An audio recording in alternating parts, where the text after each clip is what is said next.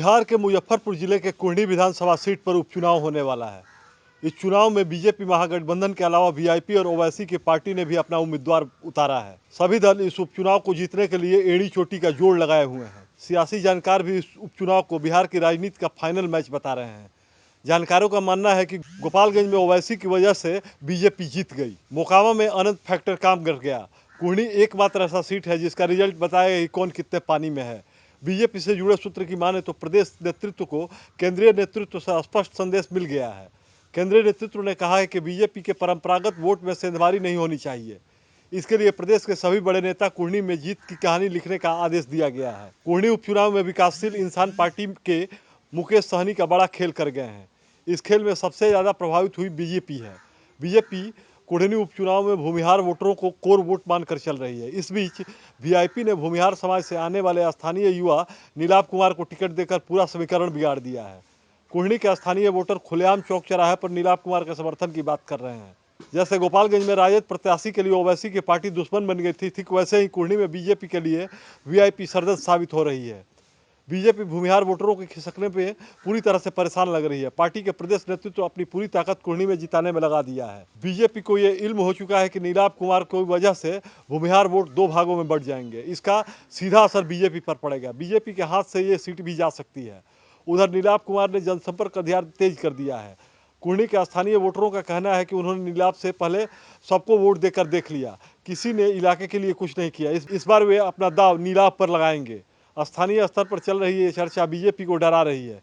BJP किसी हाल में B factor को हाथ से जाने नहीं देना चाहती। बीजेपी ने इसके लिए तमाम भूमिहार नेताओं को उतार दिया है। सभी दलों को सख्त हिदायत दी गई है कि वे कुढ़नी छोड़कर कहीं नहीं जाएं।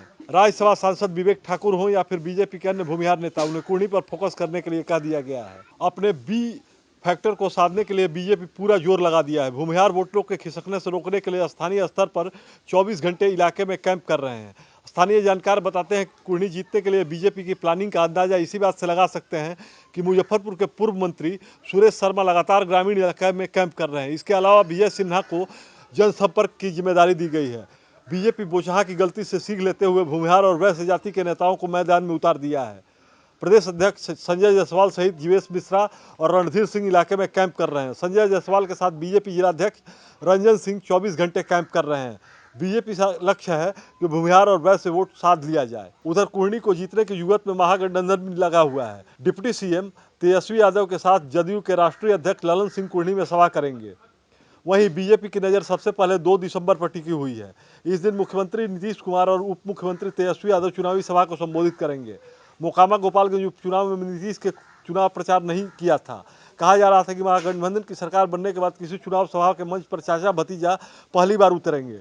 हालांकि यहां भी महागठबंधन को ओबीसी की पार्टी के उम्मीदवार मुर्तजा अंसारी संकट में डाल सकते हैं। जानकार मानते हैं कि इलाके में मुस्लिम, यादव और पिछड़ा वोटरों के साधने के लिए नीतीश तेजस्वी एक मंच पर आ रहे हैं। आपको बता दें कि कुढ़नी विधानसभा क्षेत्र में मुस्लिम वोटर 22,000-23,000 के करीब यादव वोट है। इसके अलावा अति पिछड़ा वोट कुल जनसंख्या 19% के आसपास है। सबसे ज्यादा जनसंख्या सवर्ण वोटरों की है, जिसमें भूमिहार ब्राह्मण शामिल हैं। इन्हीं वोटरों में सेंधमारी लगाने के लिए नीलाभ को रोकने की कोशिश में बीजेपी लगी हुई है।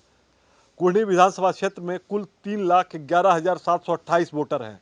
पिछले चुनाव में राजद के अनिल सहनी को कुल 78,549 वोट मिले थे। अनिल सहनी का वोट प्रतिशत 40.23 रहा। जीत मात्र 712 वोट से मिली। वहीं बीजेपी उम्मीदवार केदार गुप्ता दूसरे स्थान पर है, जिन्हें 77,837 वोट मिले थे। केदार गुप्ता का वोट प्रतिशत 39.86% रहा।